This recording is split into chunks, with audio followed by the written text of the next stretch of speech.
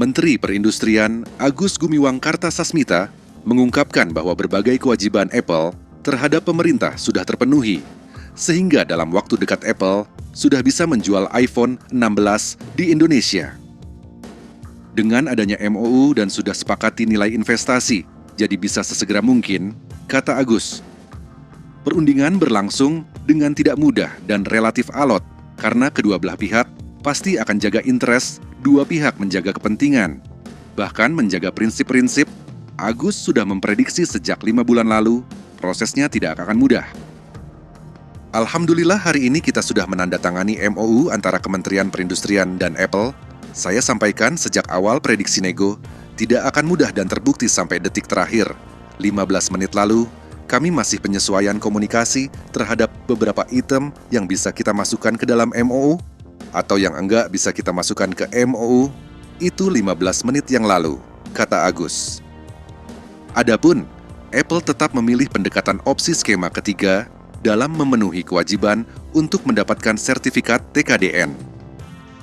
Pemenuhan TKDN skema ketiga atau skema inovasi, yaitu pembangunan pusat latihan dan pengembangan dengan ganjaran TKDN. Artinya, Apple masih menjadi satu-satunya brand yang dibolehkan menjual HP impor tanpa harus membangun pabrik di Indonesia.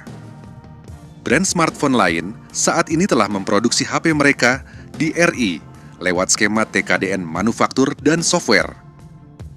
Kemudian, ada komitmen atau utang dari Apple yang jadi kewajiban sepanjang 2020 sampai 2023 bahwa sejumlah utang $10 juta udah dibayar per 16 Desember 2024.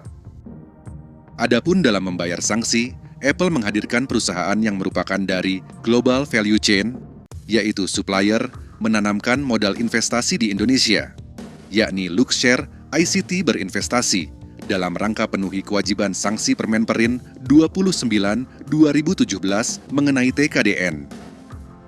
Investasi Luxshare ICT akan produksi AirTag itu sekitar $150 juta. Di situ juga disampaikan komitmen bahwa produksi AirTag yang akan diproduksi di Indonesia, di Batam, dia akan suplai 65% dari kebutuhan AirTag di dunia. Jadi potensi ekspor cukup tinggi dan di situ juga sebagai bagian komitmen bahwa baterai yang dibutuhkan AirTag akan sepenuhnya dari industri dalam negeri. AirTag akan TKDN tinggi karena baterainya dari industri dalam negeri, sebut Agus. Kemudian sebagai bagian komitmen menyelesaikan sanksi, Apple sedang menyiapkan satu line produksi di sebuah perusahaan Long Harmony di Bandung yang akan menjadi bagian dari GVC Apple Accessories, yaitu Long Harmony tersebut dia akan produksi kain mesh.